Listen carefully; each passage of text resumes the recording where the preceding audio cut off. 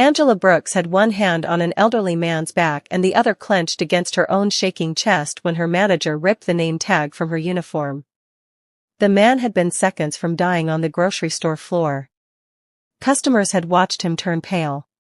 His cart was still tipped sideways beside the oranges, a can of soup rolling slowly beneath a display. Angela had left her register, dropped to her knees, and refused to give up until he could breathe again. And before the ambulance had even pulled away, Brian Mitchell looked her in the eyes and said, "You abandoned your station." Then he fired her. Angela walked out through the automatic doors carrying only her purse, her lunch container, and the weight of a job she no longer had. She had no idea the man whose life she saved was Walter Harrison, the father of one of the most powerful men in the country. And when Walter's son learned what happened, one man's decision would expose years of damage hiding inside that store. Before we dive deeper, let us know in the comments where you're watching from. We'd love to hear from you. And if you're new here, click on the subscribe button so you never miss any of our upcoming videos. Because this story is about more than one grocery store, one manager, or one moment of courage. It is about what happens when someone does the right thing at the exact moment it costs them everything. Have you ever been punished for trying to help someone? Have you ever watched a person with power use it against somebody who had less? Keep those questions close, because Angela's story may feel far more familiar than you expect. At 4:17 on a crowded Friday afternoon, the Green Valley Market on the east side of Columbus was full of people trying to get home before the weekend. Parents pushed carts piled with frozen pizza and cereal. A little boy cried because his mother had said no to candy near checkout lane 6. The smell of rotisserie chicken mixed with floor cleaner and fresh bread from the bakery. Angela was working register 3, scanning groceries with the steady rhythm she had learned after 7 years behind a counter. Then she noticed an older man near the produce section. He was standing beside his cart, one hand pressed to his throat. At first, she thought he was coughing. Then she saw his face. His eyes were wide. No sound came out. A woman nearby whispered, "Is he okay?" Nobody answered. And in those first terrible seconds, everyone seemed to wait for someone else to move. Angela moved. She called toward the service desk, "Call 911. Then she stepped away from a line of impatient customers, ran past the magazine rack, and reached the old man just as his knees began to buckle. She helped lower him to the tile floor. She had taken a basic first aid class years earlier at a community center because her son had asthma when he was younger. She remembered enough to understand what was happening. The man was choking. Angela tried to stay calm, even as her own hands trembled. She encouraged him to cough, but he could not. She delivered firm abdominal thrusts, praying she was doing enough. Once. Nothing. Again. Nothing. A third time. His body weakened against her. His shopping cart stood beside them, holding bread, canned soup, cold medicine, bananas, and a small box of tea. Ordinary groceries for an ordinary afternoon. But there was nothing ordinary about what was happening now. On the fourth attempt, the obstruction came free. Walter Harrison coughed hard, then sucked in a sharp, trembling breath. The sound was small, but to everyone standing there, it felt enormous. A few people clapped. Someone started crying. Angela sat back on the floor for a second, her knees weak beneath her. Walter reached for her hand with fingers that still trembled. He looked at her as though he was trying to understand why a stranger had fought so hard for him. "You didn't leave me," he whispered. Angela swallowed and gave him the smallest smile. Nobody should be left alone like that. Paramedics arrived minutes later. They placed oxygen near Walter's face, asked him questions, checked his pulse, and carefully helped him onto a stretcher. Angela stood nearby, her apron stained with dust from the floor. She thought the worst part of the day was over. She did not know Brian Mitchell had been watching from the beginning. Brian had not come to help. He had not called emergency services. He had stood near the customer service desk, holding his radio, telling employees to keep the lines moving. When the paramedics left with Walter, Brian waited less than a minute before looking directly at Angela. His expression did not show relief. It showed irritation. "My office," he said. Angela stared at him. "Mr. Mitchell, I need to finish cleaning up the lane." "Now," he repeated. Inside his office, the air smelled like burnt coffee and printer paper. Brian shut the door. Angela stood across from his desk, still trying to make sense of what she was hearing. He accused her of leaving her register without permission. He said she ignored store protocol. He said her actions had created unnecessary liability. Angela thought she had misunderstood him. "That man couldn't breathe," she said quietly. Brian leaned back in his chair. "And you were assigned to Register 3. Then he placed a termination form in front of her. Her file listed one word beside the reason for dismissal: misconduct. Angela stared at it until the letters blurred. "You're firing me for saving him?" she asked. Brian did not raise his voice. That was what made it hurt more. "I'm firing you for failing to follow procedure." Angela wanted to argue. She wanted to remind him that a human being had almost died 20 feet away from her register. She wanted to ask why he had stood still while everyone else panicked. But she knew what Brian was like when someone challenged him. He would speak softly, write things down, and make the other person look emotional. So Angela signed nothing. She picked up her purse and walked out. A coworker named Maria met her near the break room, tears in her eyes. "I'm so sorry," Maria whispered. Angela nodded, but her throat felt too tight to speak. Outside, the late afternoon sun hit her face. Her bus was not due for another 30 minutes.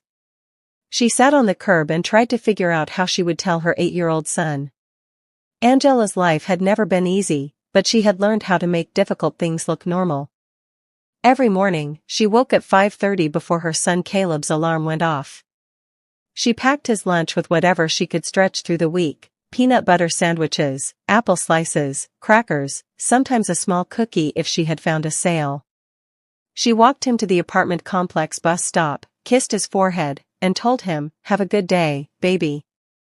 Then she walked 20 minutes to work because her 2008 sedan had been sitting in the parking lot for nearly 2 months with a transmission problem she could not afford to fix. Angela worked extra shifts whenever they were offered. She knew customers by name. She asked Mrs. Donnelly about her arthritis. She carried heavy bags for Mr. Patel when his shoulder hurt. One Tuesday, she quietly paid for milk and eggs when a young mother's card was declined. She never told anyone about it. The people who shopped at Green Valley knew Angela as the cashier who remembered birthdays, the woman who kept stickers for restless children, the employee who smiled even when her feet hurt. But Brian Mitchell saw something else. He saw a worker who asked questions. Angela had been passed over twice for a supervisor position, even though she had trained new hires and covered shifts when other people called out. Brian gave her the worst schedule, closing on Fridays and opening early on Sundays. If she asked for one evening off for Caleb's school event, he acted as though she were asking for a personal favor. "We all have responsibilities," he would say in front of other employees. His comments were never loud enough to sound cruel. They were simply sharp enough to leave a mark. Angela kept telling herself to be patient. She needed the job. But what she did not know was that Brian had been building a file on her for months, waiting for an excuse to use it. 6 months earlier, Angela had noticed something that bothered her. A new employee, a 19-year-old college student named Tyler, had walked away from his register to help an elderly customer whose grocery bags had broken in the parking lot. Brian had laughed about it later. "That's good customer service," he told Tyler. "That's how we keep people coming back." Angela remembered standing at the time clock, hearing those words, and wondering why the rules seemed to change depending on who Brian was speaking to. She had also watched 2 older employees leave after being written up for minor mistakes. One had been accused of taking too long on breaks. Another had been blamed for a cash drawer error that she insisted she had not made. Both were black women. Both had worked there for years. Both left quietly because they needed references and feared making things worse. Angela had started keeping notes in a small blue notebook inside her kitchen drawer. Dates. Comments. Schedule changes. She never imagined that notebook would matter. Back at the hospital, Walter Harrison rested in a private room with a window overlooking a gray November sky. He was 78 years old, widowed, stubborn, and still determined to buy his own groceries despite the driver his family kept offering. He had gone to Green Valley alone because he liked choosing his own bread and because the store carried a particular tea his late wife used to drink. He had not expected a piece of food to become the reason he nearly lost his life. When his son arrived that evening, Walter was sitting upright, annoyed by the hospital gown and asking when he could go home. Ethan Harrison entered the room wearing a dark coat and the exhausted expression of a man who had traveled fast and thought too much along the way. He was not loud or flashy. But people knew his name. As chairman of Harrison Retail Group, the parent company that owned Green Valley Market, Ethan had spent years building a reputation for control. Ethan sat beside his father's bed and held his hand for a moment before asking, "What happened?" Walter looked at him, his eyes softer than usual. "I choked," he said. "And a young woman saved me." Ethan nodded slowly. "What was her name?" Walter shook his head. "I never got it." Then he looked down at his hand as if he could still feel Angela's grip. "But she ran toward me when no one else did." Ethan asked what she looked like, what uniform she wore, where she had been standing. Walter remembered only pieces. A cashier. A blue apron. Tired eyes. A voice that kept telling him to stay with her. "Find her," Walter said. "I want to thank her." Ethan promised that he would. But before he could begin, another question settled in his mind. If Angela had saved his father in a store owned by his company, why had no manager called the family? Why had no one from Green Valley reported the incident? 3 days later, Angela sat at her kitchen table with job applications spread beside unpaid bills. The apartment was small, but she kept it clean. A faded yellow curtain hung over the window. Caleb's drawings covered the refrigerator with magnets shaped like fruit. One drawing showed Angela in her work apron, standing behind a register with a big smile. At the top, Caleb had written, "My mom helps people." Angela had looked at that picture 100 times. That night, she could barely look at it once. Her final paycheck would not cover rent, electricity, groceries, and the overdue phone bill. She applied to pharmacies, discount stores, gas stations, and warehouses. Some places never replied.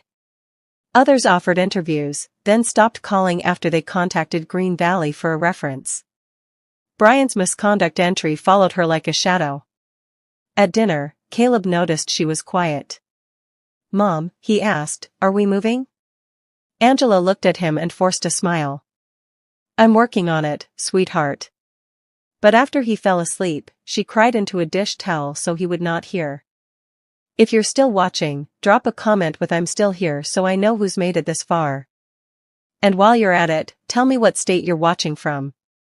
It is always powerful to see how many people are listening from different places, because stories like Angela's are never limited to one city or one store. Somewhere, someone is being treated unfairly because they are afraid to lose a paycheck. Somewhere, someone is keeping notes in a drawer because they do not know what else to do. And somewhere, someone may be watching this while wondering whether doing the right thing is worth it. Angela was beginning to ask herself that same question. Had she made a mistake by leaving Register 3? If she had stood still, would she still have a job? And if saving a man's life could cost her so much, what could possibly restore what she had lost? Ethan began with the facts. He asked Green Valley's regional office for an incident report from the day his father was taken to the hospital. There was none. He asked for the store's emergency log. It showed that a cashier had contacted 911, but the store manager had not filed any formal report after the paramedics arrived. That alone concerned him. Then he requested the security footage. Corporate compliance officers initially assumed it was a simple documentation failure. But when they watched the footage, the room went quiet. They saw Walter collapse beside the produce department. They saw customers freeze. They saw Angela leave her lane and run toward him. They saw Brian Mitchell standing near the service desk, watching. They saw Angela kneeling on the floor, refusing to step away. And they saw Brian lead her into his office less than 2 minutes after the ambulance departed. What they did not yet know was what happened behind that closed door. Ethan did not call Brian immediately. He asked for employee records instead. He wanted to know whether Angela had a history of disciplinary issues. Her personnel file was nearly spotless until the week she saved Walter. There was one vague note from Brian claiming she had demonstrated resistance to direction. There were no written warnings, no customer complaints, no cash shortages, no attendance problems. Then investigators found something else. Angela had applied for a lead cashier position twice. Both applications had been marked not selected. Yet the person hired after her first application had less experience. The person hired after her second application had received lower performance reviews. Ethan asked for scheduling records. Angela had repeatedly been assigned closing shifts before early openings, despite her requests for a more stable schedule due to childcare. The pattern was beginning to form. It was no longer about one firing. It was about a manager who had learned how to hurt people without leaving obvious evidence. Former employees were contacted carefully. At first, most of them refused to speak. They had moved on, found other work, or simply did not want to reopen something painful. But one woman, a former stock clerk named Denise, agreed to meet with an investigator at a coffee shop. She brought copies of emails she had saved for 2 years. Denise explained that Brian had threatened to mark her as unreliable after she complained about being denied breaks. Another former employee said he had been pressured to sign a resignation letter after reporting unsafe equipment in the loading area. A third employee described hearing Brian say that certain workers were too much trouble because they had children, medical needs, or questions about policy. None of the stories alone proved everything. Together, they revealed a culture of fear. Employees had not remained silent because nothing was wrong. They had remained silent because they believed no one powerful would listen. Then came the discovery that changed the investigation completely. A corporate records specialist compared Angela's file with the store's internal computer logs. The termination entry had been created at 5:02 p.m., almost 40 minutes before Walter began choking. Brian had already drafted the language accusing Angela of misconduct. Later, after the emergency, he added the description about leaving her register. The words were waiting before Angela ever ran across the store. Ethan read the report twice. There was only one explanation. Brian had planned to remove Angela before the incident happened. Walter's emergency had simply given him a reason he believed would look legitimate. But why Angela? Why that day? The answer came from Angela's small blue notebook. Maria, the co-worker who had comforted Angela outside the office, remembered seeing it weeks earlier. Angela had been documenting schedule changes, public comments, and the treatment of former employees. Brian had discovered she was keeping records. Corporate investigators contacted Angela at her apartment on a Thursday morning, nearly 3 weeks after she was fired. At first, she thought it was another collection call. She almost did not answer. When the woman on the phone identified herself as an attorney working with Harrison Retail Group, Angela's stomach tightened. "Am I in trouble?" she asked. The attorney paused. "No, Ms. Brooks. We believe you may have been treated unfairly." Angela sat down slowly at the kitchen table. For a moment, she could not speak. She had spent weeks wondering if anyone would believe her. She had spent weeks blaming herself for not staying quiet, for not being more careful, for not finding a way to keep Brian from turning against her. Now, someone was telling her the truth might finally matter. They asked if she still had records of her work schedule and communications. Angela opened the kitchen drawer and took out the blue notebook. Her hands shook as she turned the first page.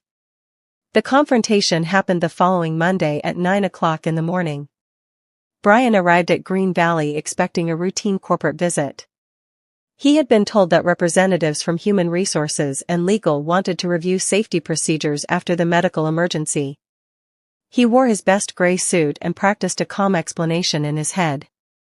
The store was open. Cashiers worked their lanes. Employees noticed unfamiliar people near the front office, but no one knew why they were there. Then Ethan Harrison walked through the automatic doors. Brian recognized him immediately. Everyone in the company knew Ethan's face from annual meetings and internal videos. Brian's posture changed. He stepped forward with a forced smile. "Mr. Harrison, I wasn't aware you would be joining us." Ethan looked around the store, then at the produce section where his father had nearly died. "That is becoming clear," he said. Inside the office, the same office where Angela had been fired, Brian sat across from Ethan, two corporate attorneys, the regional vice president, and an HR director. A laptop sat open on the desk. Brian tried to explain that he had followed policy. He said Angela had acted without authorization. He said he had been concerned about liability. Ethan listened without interrupting. Then the attorney turned the laptop around and played the security footage. Brian watched himself standing still while Angela worked to save Walter. He watched himself fail to call for help. He watched himself walk away from the scene before the paramedics had fully loaded Walter into the ambulance. Then the attorney showed the timestamp on Angela's termination document. Brian's face changed. The room felt smaller. Ethan spoke quietly. "You punished the only person in that building who acted like a human being." Brian opened his mouth, but no answer came. What could he possibly say? That the file had appeared by accident? That the pattern of complaints was a misunderstanding? The meeting lasted less than an hour after that. Brian Mitchell was terminated for falsifying records, violating company policy, and creating a hostile workplace. Corporate legal teams began reviewing every termination, complaint, and performance report from his years as manager. Employees who had been ignored were given confidential channels to speak. Several former workers received calls they never expected to receive, calls from people apologizing for failures that should have been addressed years earlier. But Ethan knew that removing Brian did not erase what Angela had endured. It did not restore the nights she had spent worrying about rent. It did not make Caleb's question about moving disappear. It did not undo the humiliation of being called guilty after she had saved a man's life. Justice can be necessary, but justice is not always enough. So Ethan asked Angela to meet him at the hospital, where Walter had returned for a follow-up appointment. Angela arrived wearing her nicest blouse, the blue one she usually saved for church or job interviews. She expected lawyers. She expected paperwork. Instead, she found Walter sitting in a wheelchair near the hospital cafe, holding a cup of tea. When he saw her, his eyes filled with tears. "There she is," he said. Angela smiled awkwardly. "How are you feeling, Mr. Harrison?" Walter reached for her hand again, just as he had in the grocery store. "Alive," he said. Then he looked toward Ethan. "Because of you." Ethan explained that the company had corrected Angela's employment record and formally removed the misconduct label. He told her she would receive back pay, compensation for the harm done to her employment opportunities, and assistance with housing costs that had become urgent after her termination. Angela listened quietly, almost afraid to believe him. But Ethan had one more offer. It was not charity. It was an opportunity built around what Angela had shown in the hardest moment of her life. Harrison Retail Group funded a community leadership and safety program for employees and local residents. Ethan offered Angela a paid place in the program along with certification training in CPR, first aid, and emergency response instruction. If she wanted it, there would also be a management scholarship through a local community college. Angela looked down at her hands. Those hands had scanned groceries, packed Caleb's lunches, carried heavy bags home from the bus stop, and pulled Walter Harrison back from the edge of death. "Why me?" she asked. Ethan answered without hesitation. "Because when it mattered, you saw a person who needed help. You did not calculate what it would cost you. You acted." Angela did not say yes immediately. She went home and spoke to Caleb. He sat at the kitchen table, listening carefully as she explained. "So you're going to teach people how to save lives?" he asked. Angela nodded. Caleb smiled. "I knew you helped people." 3 years later, Angela stood at the front of a community training room, teaching a new group of students how to respond in an emergency. Some were grocery workers. Some were teachers. Some were parents. Some had never taken a safety class before but wanted to be ready if someone they loved needed help. On the wall behind Angela hung a certificate bearing her name, Angela Brooks, Emergency Response Instructor. Her voice was steady now. She still remembered the fear of that Friday afternoon, the cold tile beneath her knees, Walter's frightened eyes, and Brian's office after the ambulance left. But those memories no longer defined her by what was taken away. They reminded her of what she had survived. Walter attended every graduation ceremony he could. Older now, walking slowly with a cane, he always sat in the front row. Caleb, 11 years old and taller than his mother's shoulder, sat beside him with pride shining across his face. At the end of one class, a student raised her hand and asked Angela a question. "What made you become an instructor?" Angela looked around the room. She thought about the people who had done nothing because they were scared. She thought about Maria, who had quietly stood by her. She thought about the former employees who finally told the truth. She thought about Walter's hand reaching for hers. And she thought about her son's drawing, still taped to the refrigerator in their new apartment, the one that said, "My mom helps people." Angela smiled. "Because someone once taught me that doing the right thing is not always rewarded immediately," she said. "But it is always worth doing." The room fell quiet for a moment. Then people began to clap. Not because Angela had become famous. Not because a wealthy family had stepped in. But because, in a world where people are often taught to look away, Angela had chosen to move. What would you have done if you were in Angela's position? Would you have left your register to save a stranger, even if it meant risking your job? And how would you feel if you were Walter, surrounded by people but unable to breathe, waiting for just one person to care enough to act? Let me know in the comments. I read every single one. If this story moved you, hit the like button and share it with someone who needs to hear it today. And if you enjoyed this story, you'll love the next one on our channel, where one ordinary act of courage changes another life in ways nobody saw coming. Subscribe now so you don't miss it.